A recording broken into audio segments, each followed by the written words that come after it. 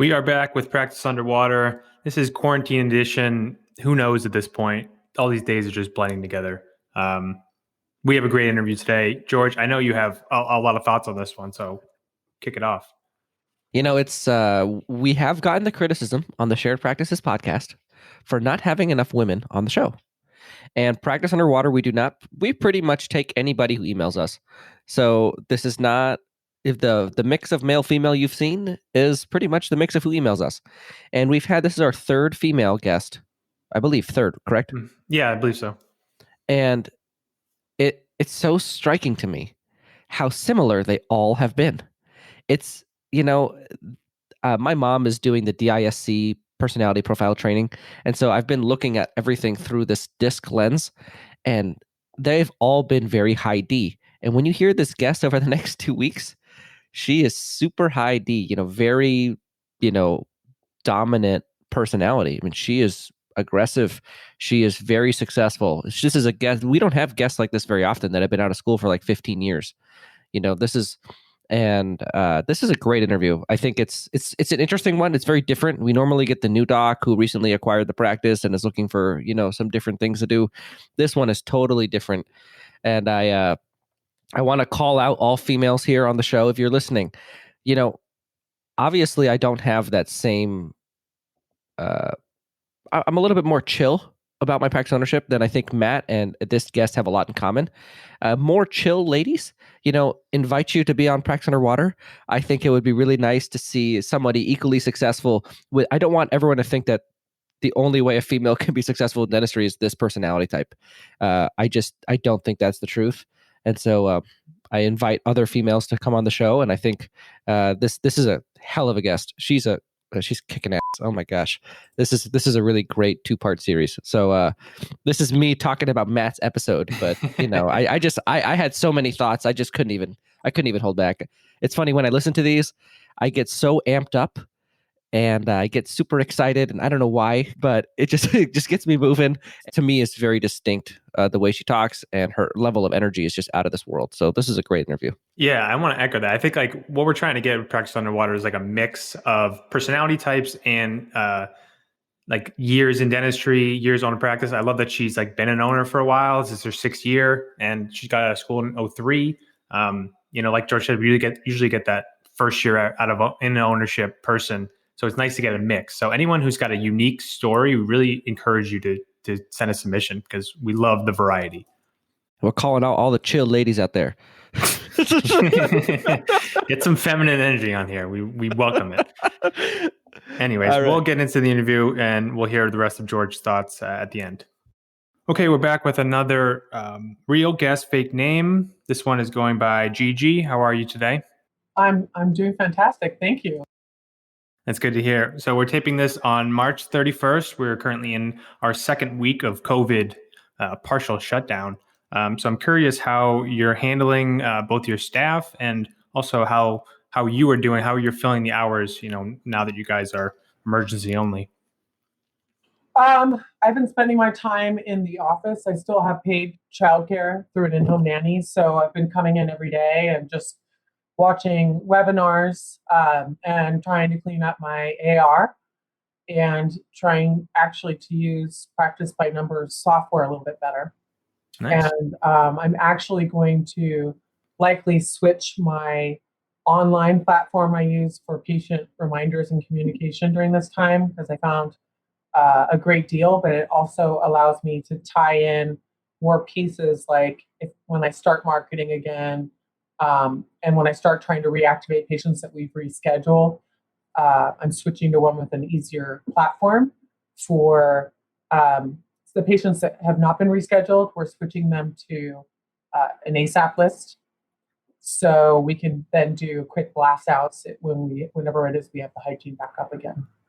What program are you switching to, if you don't mind me asking?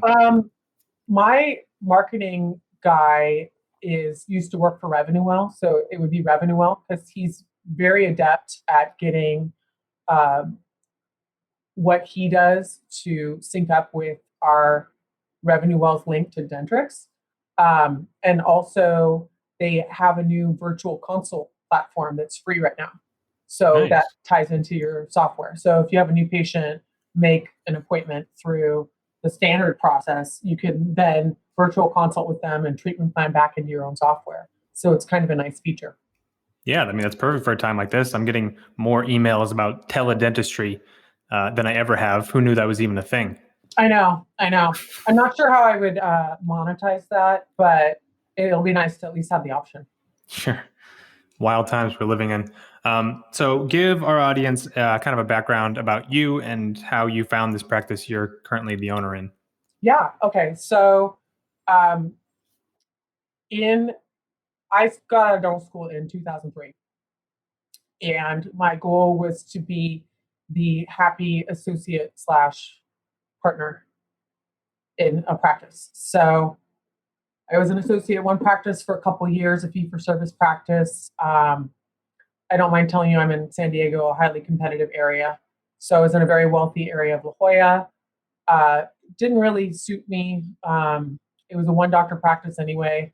I went on to a highly PPO driven practice where I stayed almost 10 years as the happy associate. The intention was to buy in. They were doing a million when I joined. It was at 1.7, 1.8 as a two doctor practice when I left. Um, and we never got to the point of ever getting actual drafted agreement with an intention to buy. Turned out to be a blessing in disguise. It would have been a terrible practice to purchase now that I know a lot more about the management side. Um, and then I went out on my own for a couple years, just kind of sharing space in an office, looking for one to buy for about 3 years. San Diego is so competitive that practices, even with upside down metrics, would sell within a day or two. So I looked. One practice where I went to buy, the owner doctor preferred a male. And so I was brought on as the associate there to hopefully partner. And in that time frame, while I was working for the other doctor as an associate again, with the intent to buy, I found my practice, which was an upside down practice. Um, that no one wanted. It was a two op practice. She'd owned it for over 10 years, and at its peak, it never produced more than 200,000 a year. So she was a mom who had 3 kids, and she'd come in for a couple hours a day. And the office had one assistant who kind of did front back, answered the phones a little bit, and I essentially just had a place to land. So I bought it immediately. I didn't have any working capital other than $17,000. They wouldn't fund me for much because the practice was performing so poorly. So I bought the practice for 180,000 and immediately hit the ground running with adding one op. Um, I bought a CEREC immediately, which numbers wise, I will say some of my decisions when I think with my heart and I think this is going to work out later, it ultimately does end up working out later. But in speaking to someone like you who's very metrics driven and numbers driven, I made some decisions probably a little too soon, um, and got myself into a lot of equipment loans, um, over $500,000 in equipment loans just for opportunity cost. I had patients unexpectedly. I signed up for probably 6 insurances when I first opened, and within 2 months, we went from no hygiene when I bought the practice. She didn't have a hygienist. To by the end of 6 months, we were at double hygiene 4 days. Nice. What year was this when you bought it? I bought in 2014. So it was So 2 equipped ops with space to add more? so she had 2 equipped ops. Within the first month, I added the third op. That was my restorative op. And um, even though the other doctor originally found both the hygiene operatories to be fully functional, I couldn't work in either of them for restorative dentistry. So I just left them as hygiene ops. And then by the end of the first year, I acquired the space next door and added an extra op. So then I had 2 functional ops. Um, I don't know if it's okay for me to say that at the time I was working with Patterson, and they said yes to everything. And I was just so happy to have, again, the opportunity. Um, it was very naive in reflection because the way that they set my operatories up, the equipment I acquired, the interest rate at which things were acquired, it literally was like, yeah, done. We'll have your things ordered. Let's pick it all out. Let's just focus on your buying experience so that you're so excited about this opportunity. But they really didn't do me any favors with the way that they set up the equipment loans. So do you think going back on it, you would have maybe gotten some other quotes from other companies? 100%. I didn't know at the time in 2014, podcasts weren't a thing. So things like breakaway seminars and things that probably would have been very instrumental for me hitting the ground running correctly. I didn't have access to that information. And naively, I felt more ambitious and smarter than some of the people I had worked with. So I thought, oh, well, I'm seeing that they're not doing any of these things. I had never really learned the business side from a good mentor. So I just leapt right in and just saw the growth, but I didn't see any of the metrics that you need to keep up with that in terms of management of the numbers, management of overhead, strategy on growing your team, strategy about when to add a hygienist, numbers wise. It was just, wow, we can get their schedule full. Let's do it. Let's do it. Let's do it. Oh, wow. Now they're really full. Oh, this is great. And I didn't have any SOPs or true operations manual. And I got so busy so fast, I wasn't able to train employees. So it's hiring based on experience rather than creating a system and having everyone do it uniformly throughout the practice. If that now, I do want to say, like, for the audience, the practice that you're describing, it doesn't even, like, you would never tell that the practice in 2020 is where it's at, because what did you guys do in collections last year? Collections last year was around 1.5. Production was at 1.7. Out of how many ops? 5. So, I mean, so we did 1.2 within the first 2 years. I mean, so you may have made some mistakes, just going by your intuition, but I mean, your results speak for themselves. You grew a $200,000 practice into 1.5 million in, within 6 years, and by adding ops and by adding technology and building a beautiful office. So, I mean, your intuition led you in a lot of right places, however mistakes you made, equipment loans, aside. I appreciate you trying to make me feel better. Well, I don't want you to paint like an unrealistic picture of what your office is, because it's quite incredible what you've done. Well, thank you. I did learn a lot about construction through all of this, but when you ask what I would have done differently, I mean, there's 2020 hindsight, but I had a flood last year, which closed me for over a month. And because of all the construction, I was my job foreman, GC. I did all the negotiations on contracts.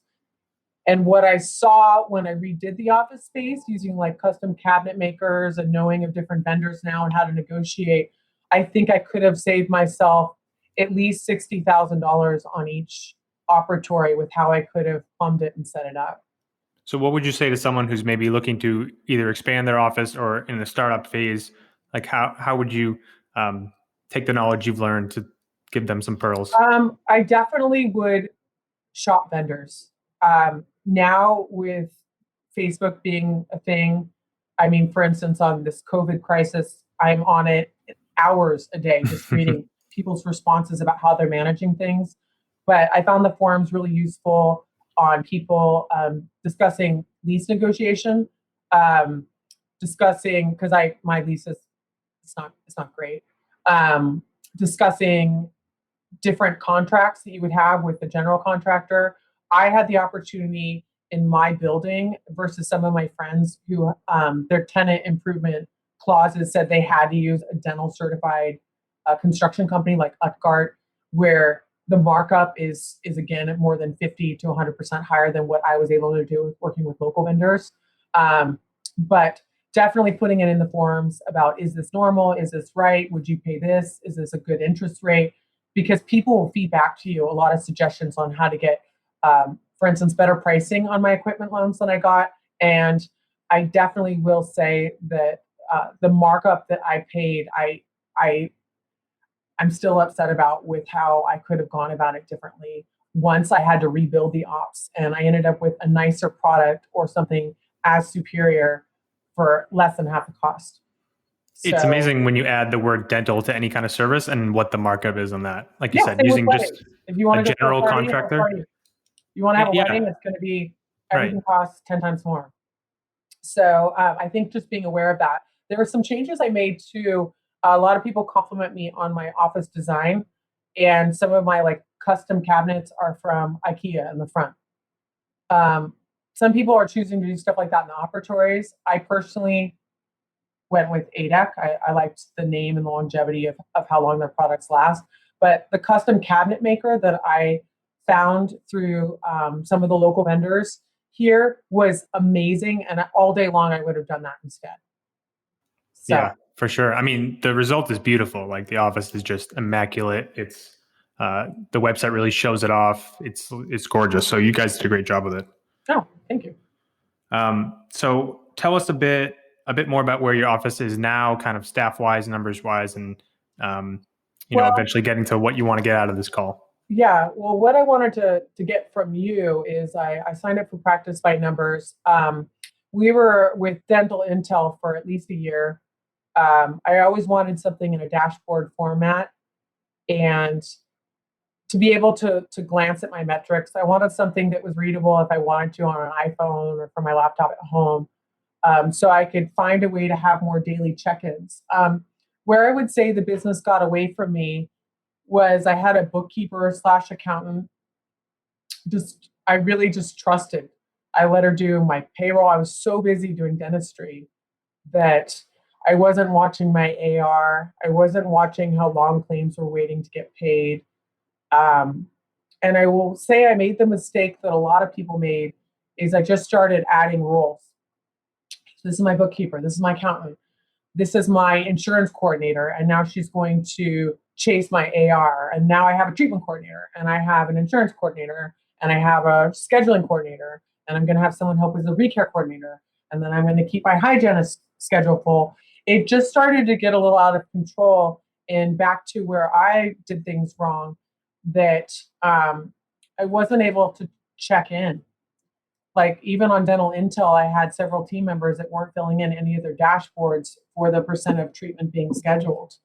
And so what ended up happening, which led to a shift in the numbers, is everything was a lag measure versus a lead measure. That I would see that I was writing off $350,000 in insurance write-offs at the end of the year. And then I was also seeing some of the bad debt write-offs were things that were just mishandled from the get-go. Just people trusting insurances, not looking at downgrade clauses, collecting the wrong amount, and then ending up with, completely inept insurance coordinators. I would caution anybody with that in the regard that I had a slew of just older women who used to be, in quotes, office managers, who were just paper pushers. Like they weren't even, we do everything through electronic submissions. And when I would try and do my check-ins, I would see that they're down there with these stacks of paper in their arms with whiteout on them. And I'm like, what's that? And she would ask me for more whiteout. I'm like, what do you need whiteout for? How do you go into this much whiteout? Yeah, I have to resend this claim. Like they didn't even know how to attach the x-rays electronically. And then we train and we train and we train. And then when I look at things, again, as a lag measure a year later, what I spent in toner cartridges and crap like that, plus a $27 to $29 an hour employee that literally collected nothing. I'm talking claims. They weren't even sending out statements. So this things was back that automated, where statements should go out electronically, people would revert back because I gave ownership to them of here's your job role, go do it with your experience. They would revert back to their comfort zone, not their training. And I wasn't doing 30, 60, 90 check-ins. So claims would sit out there for 11 months and eventually expire. Meanwhile, they had the patient ID number wrong, or it was submitted under the husband's name, not as the primary, whatever it was. there was something simple that could have been corrected, but they were just so focused on pushing paper that my AR just sat.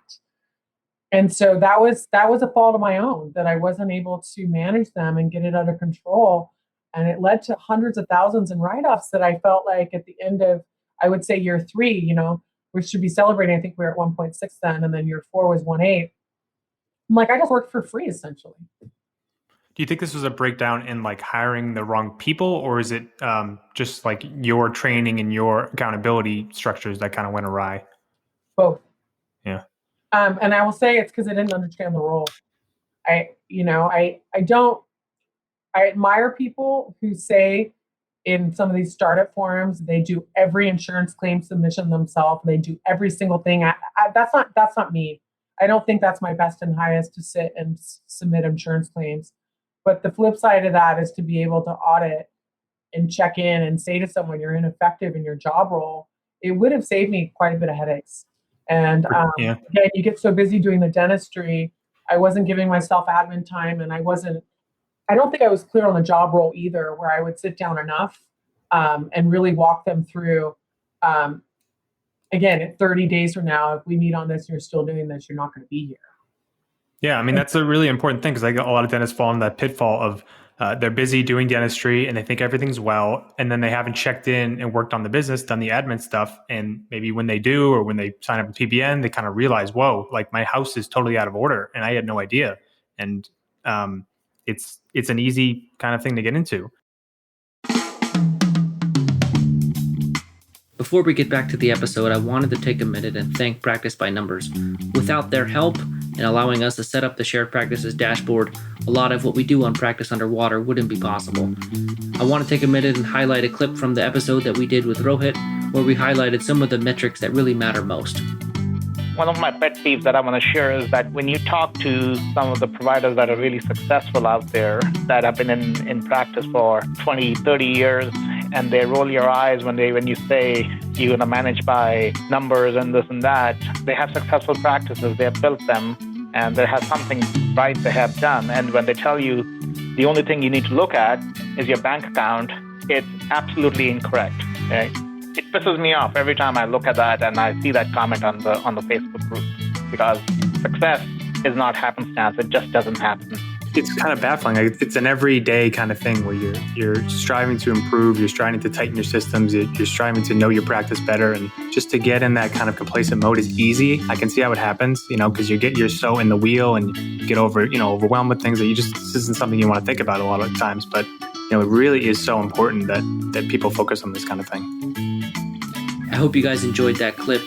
If you guys are interested in trying out Practice by Numbers and looking at your practice through the Shared Practices dashboard, and there are many other dashboards, you can go to practicebynumbers.com and set up a free trial. And then you mentioned to me off air, you had decided to hire a front desk coach who's starting pretty soon. So talk to me about that decision and what led you to kind of reach out to someone like that. Well, actually, I've attempted in the past several times. I tried, is it okay if I share the horrible experience I had with a consultant? Sure.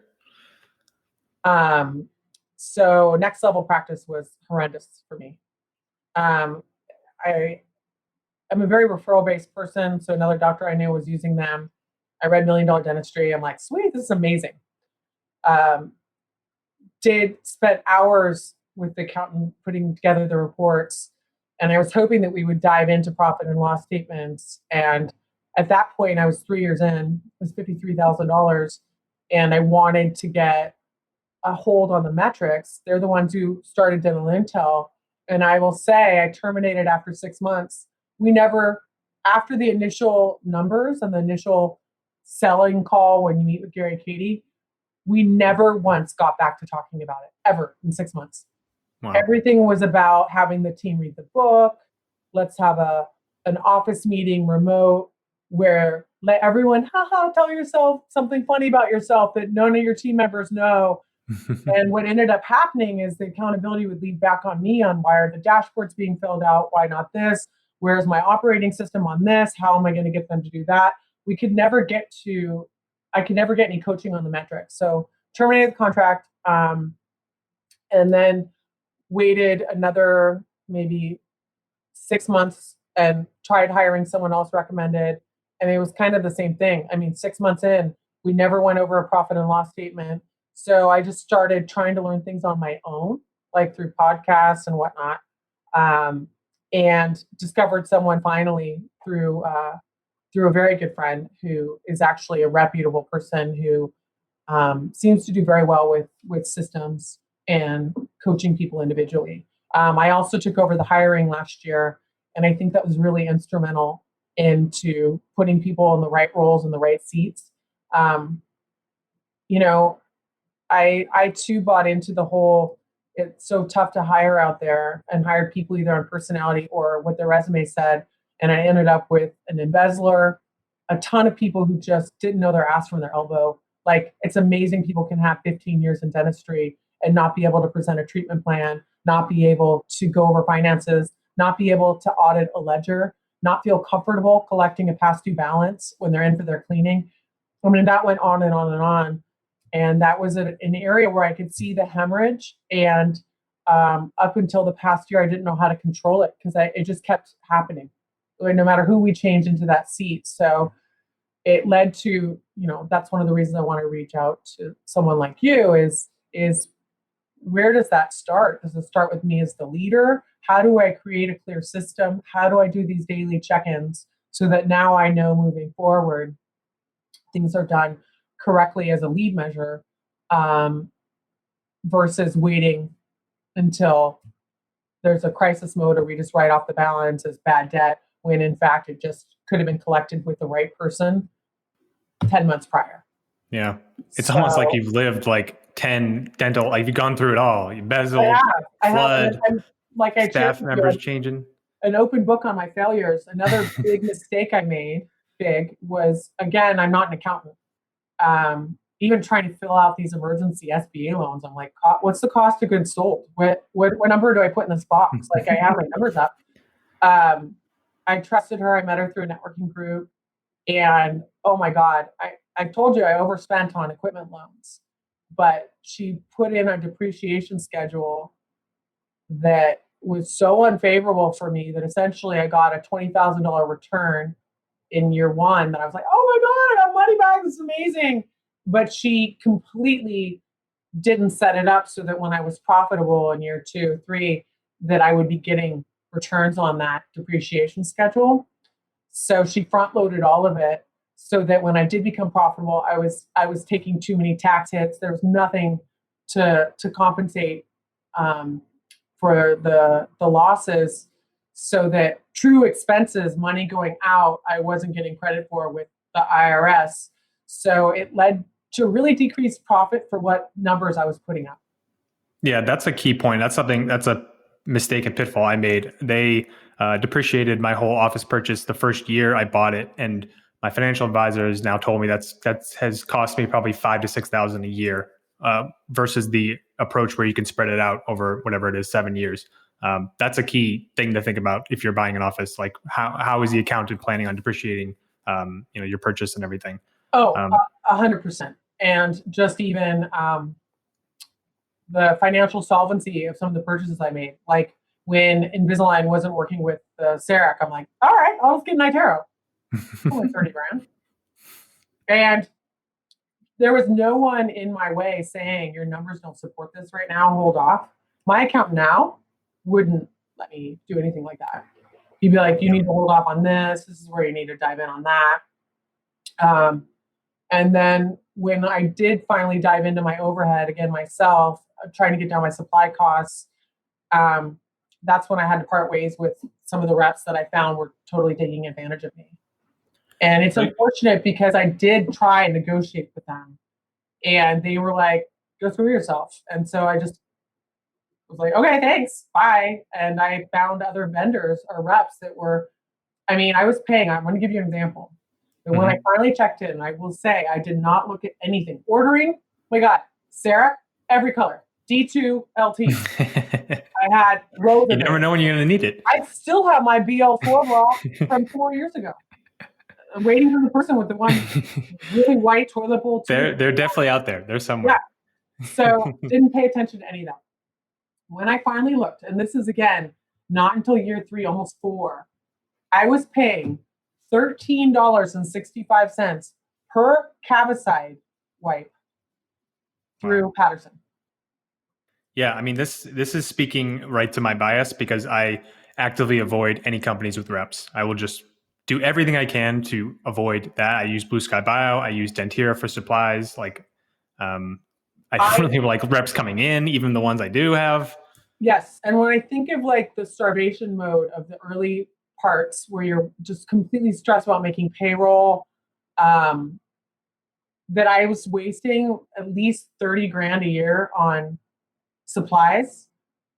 And I'm not even getting like generic off market ones. Literally, I said, I mean, it took one of the reps saying like, we relabeled this exact same product in our like Luxitem. Ours is called Maxitem and it's $38 versus $181. Are you okay with that? It is the exact same product. I mean, that's good to know. I've never heard of that, so I'm actually. I am by nature, one of my favorite hobbies is bargain hunting. So, like my design in my office, everything I did myself, and you'd be awed with what I paid for like some of my office chairs and stuff. You'd be like, "What? That looks so expensive." The fact that I wasted that much money under my own nose is something that's still really hard for me because I can't imagine how much I could have bankrolled. That now I'm paying $5.45 for a cavi wipe, and I was paying. Gloves. When I was paying per box of gloves, per box of masks. I mean, I was paying COVID prices for masks back 5 years ago because Patterson was like, "Oh, here's the mask you like, and we're going to give you a 4-time markup." All right. So you've been very self-critical this first half hour. I want you to talk about some things you did right and some things you're really proud of. Things I did right. People have asked how I grew the practice so fast. And I by the way, I've never spent money on marketing. Wow. So even now when I talk about a marketing person, I'm spending $400 a month on Facebook ads, and that's only been for 1 month so far. So I don't even have metrics on it. But my website designer does my SEO, and he rebuilt my site. I just had a site built by someone else. I spent $6,000 on it, and he's like, "I hate it. It's terrible." And I'm like, "Why? I just spent $6,000. I don't even have any money." Is that the site that's your name and not your practice name? Yes. Yeah, I would take that one down because it's confusing when I try to find your office. I'm like, well, there's this one about her name, and then there's one I think that's her actual name of the practice. Yeah, and then, we left it up for a little while just because people were Googling me, like old patients of mine trying to find me. But that's a good suggestion. We should take it down. I forget it even exists. And I spent $6,000 on that one, and it was horrible. And I didn't understand until I could see it side by side. That's something I would highly encourage people to look at is you do get what you pay for. And one of my best friends, on the flip side, she spent $30,000 with a company to develop her website, and she had no rights to it. So later, when she wanted to leave and break contract, they were like, the website doesn't belong to you. So you kind of can end up somewhere in between where people are like, "Oh, I got a template site for $1,200 that has these stock photos." I would say you're going to absolutely do yourself a disservice if you go with something. And again, we need to do what we're good at. And I think a lot of dentists are like, "Oh, it's a website, it's functional." But I wrote myself the content with him on every page and every photo, and then start integrating a lot of videos. And that's where I get almost all my patients is from Yelp reviews. Initially, I do not have a love affair with Yelp at all. It's a necessary evil, but the first year we got to 100 reviews, and people would then go to Yelp, and then in my area, they would then go to your website. They were very impressed by the website, and then there would be a conversion call. Yeah, the video on the front of the website, I always love. That's like such a good touch for a dental website that it's so personal. You feel like you know the dentist, even though you haven't met the person, and you can see the office and it's beautiful and the staff. Like that's a must in my opinion, even though I'm saying that and I don't have one, but I know I need one. I completely agree. The feel good where people come in somewhat sold, like you're the expert on something. I'll give you an example. The number of patients, I actually do not have an exact number, but who've said, "Oh my God, you can 3D print a tooth. How come no one else has this technology?" In San Diego, there are over 500 CEREC users. And the number of people that think I'm the only person with that machine, because it's profiled on my website with videos and people. That's one thing my web guy taught me. He's a very good friend. He even came to my wedding now, is what people view and how to view it on their phone. And that was one thing. My last website was not functional at all with call to action buttons and things that are very simple and inexpensive to put on your website that are going to be fundamental to your success and growth. I did no mailers. I didn't do any cheap free consults, $99 specials, didn't do any of that. It was all just trying to build a reputation. Yeah, and that shows because you've gotten long-term patients from it, right? You don't just have the people come in for the low-cost offer and then leave. You have people who have stayed, and that shows in your numbers, in the growth. Yeah. So that's one thing that I would say I've done well, and I think that I continue to do well and will do better at. Even this whole COVID thing, I have a whole plan for being back up and busier once the restrictions are off with how I'm going to market the practice. Yeah. Through videos. In fact, I planned to do a ton of videos. Last week we were closed and my video got canceled just because of his concerns about shelter in place. But I really wanted to market more to the health side of the practice, as people are very focused on that right now. Yeah. Nice. I mean, you're doing a lot right in that department. So I did that well. I've hired some great team members. Right now I have a great team. I went through a phase last year where I turned over the entire team, other than like 2 people. And one of them now I parted with in January. Sometimes I would hire people for personality. And I would say I lost some team members that I probably wish I could have had still. But back a couple years ago, I was just very dependent on, if you're an assistant with 15 years experience, you should know how to order correctly and do all these things to my expectations without giving them clear systems and instructions, and also having a lot of check-in conversations. So it wasn't like, yeah, you're doing great, and then, oh, you did this wrong, I don't like this.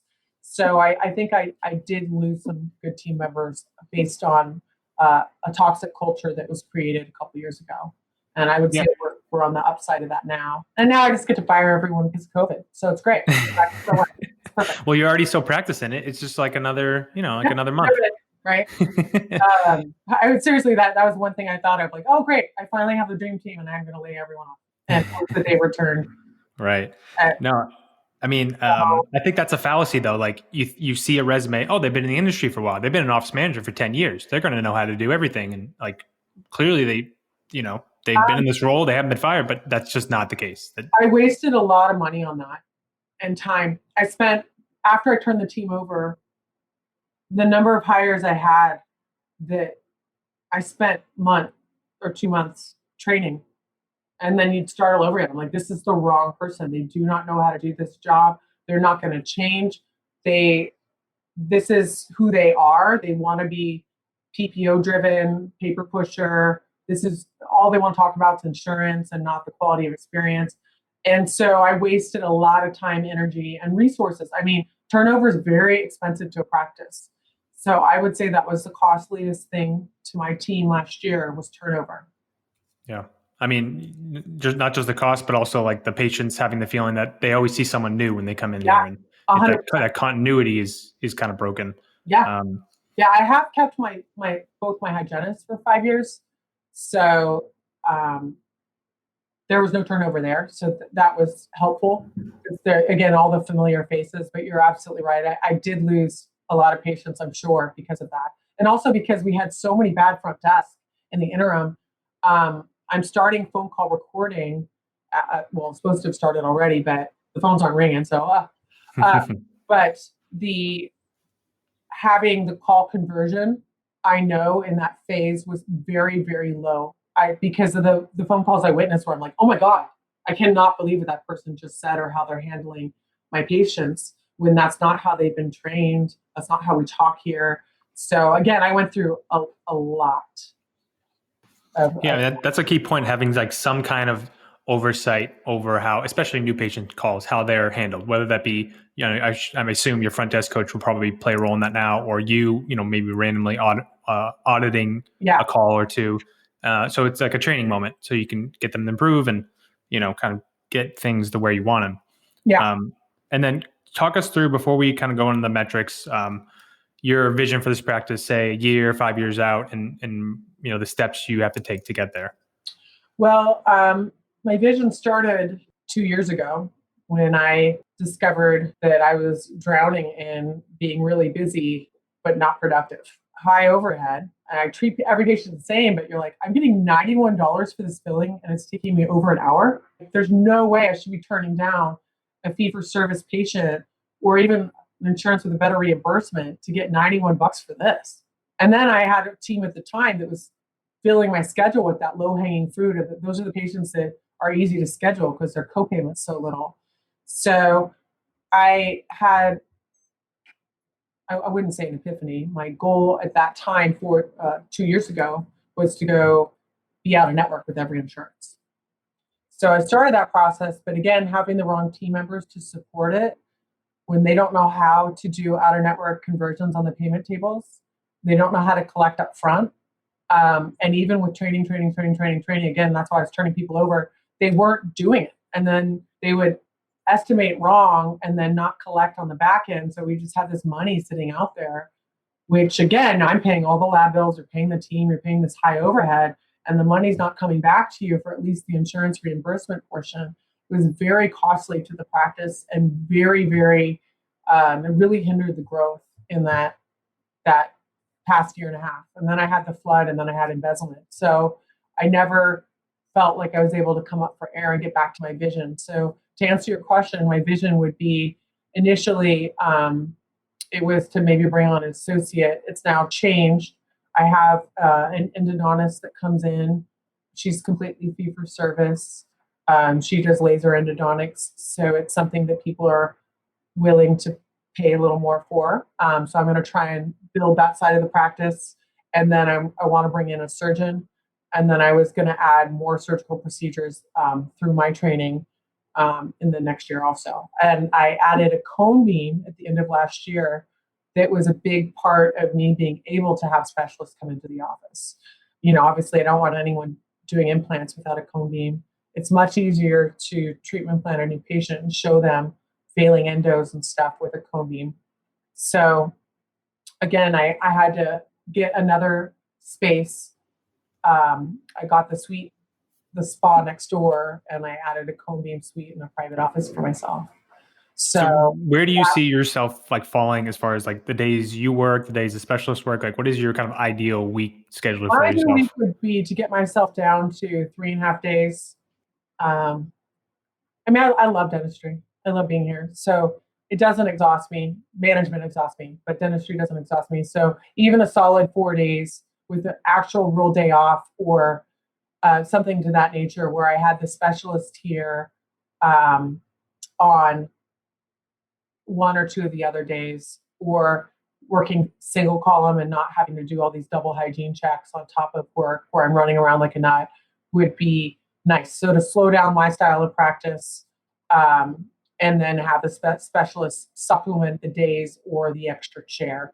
That would also increase production, drive down overhead because you have more people using the facility and bringing in revenue. So I think that would help flip my current woes upside down. And then also in the past year, I think June, almost all my equipment loans are paid off. Nice. Yeah. So that'll be big for getting my numbers to shift. Yeah, definitely. So where do you see? I don't mind telling you, we're at 6.9%. Yeah, that's high. Where do you see your collections for year being ideally, and what do you want to take home from that? My goal this year, before all this, and I was on track for it, was to do 2.2 this year. And for me to double what I'm taking home. But I mean, what's the saying? Man plans, God laughs. So. Yeah, this definitely threw a wrench in those, but I think you have all the bones to get there once this passes. You have the team that's finally supportive and functional. You have the coach coming on, specialists. The road is there, and then we'll talk about in part 2 some areas I think where you should look to kind of help that growth and get you where you want. Yeah, absolutely. Okay. Anything you wanted else to cover before we go into the metrics? No,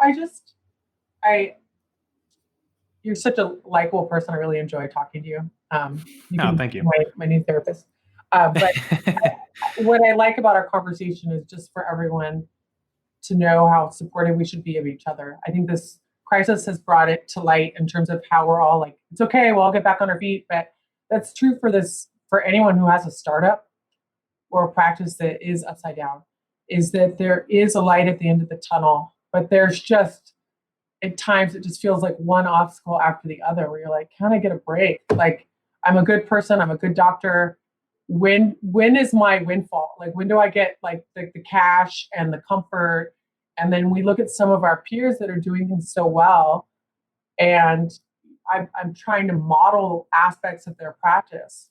Some of them are so open, like, hey, this is how I do it, go ahead, steal my system, and trying to implement those things. I'm just really looking forward to cruise mode, but I do want for people to have some forgiveness for themselves.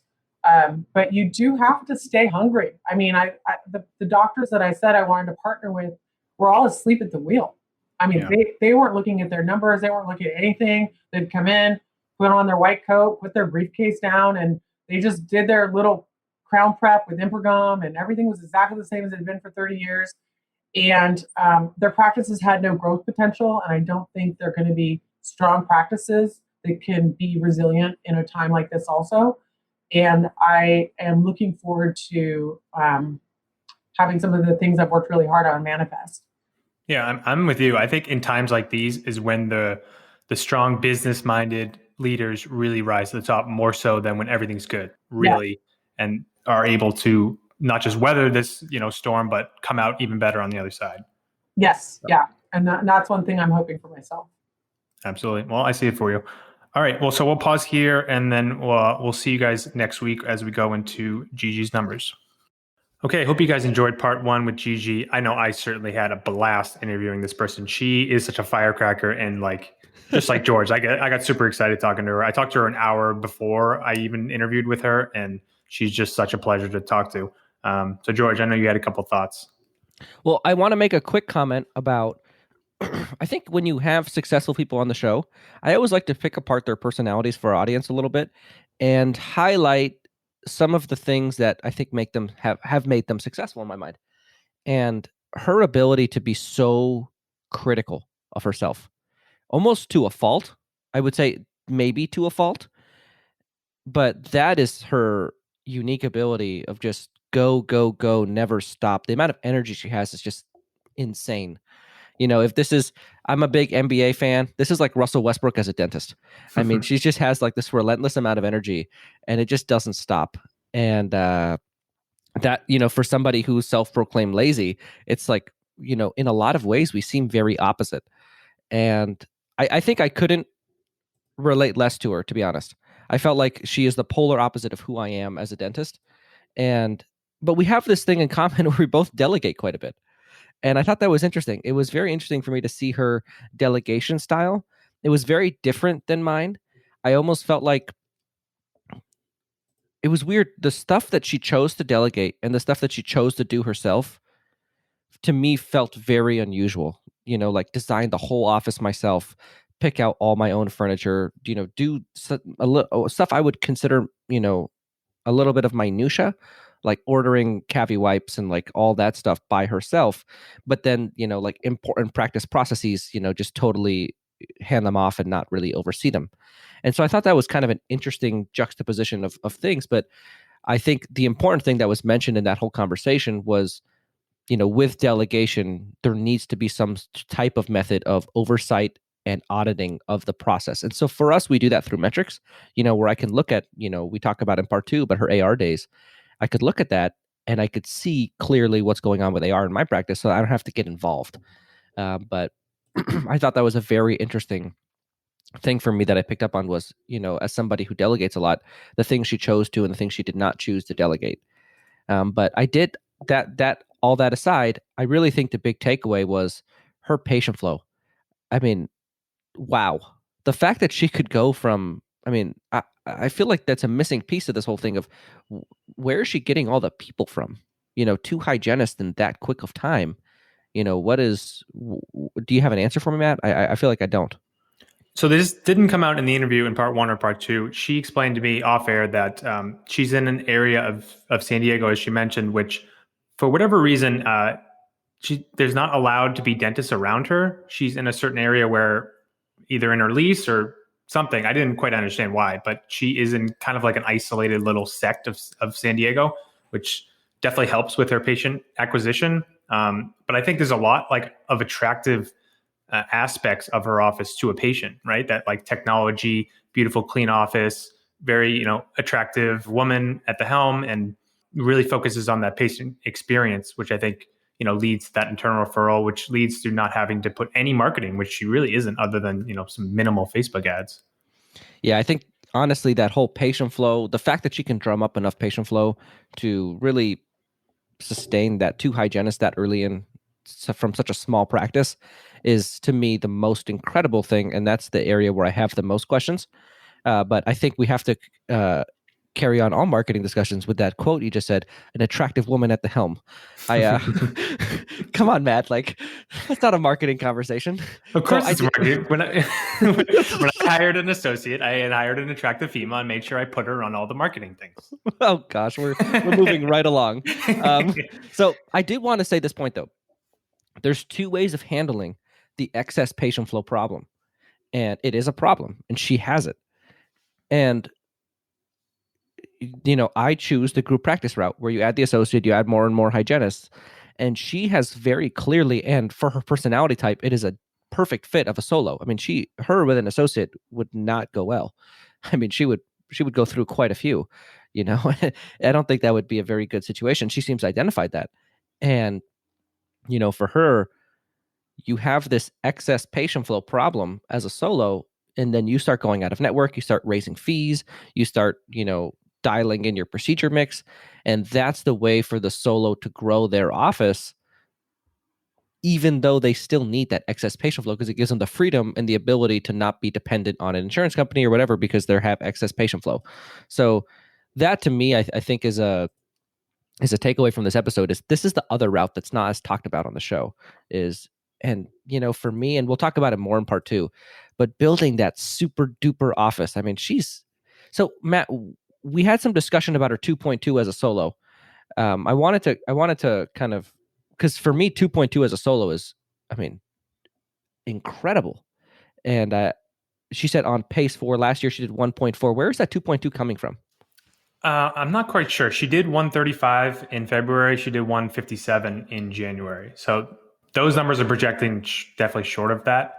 Yeah, it's but I projecting think like 1.8.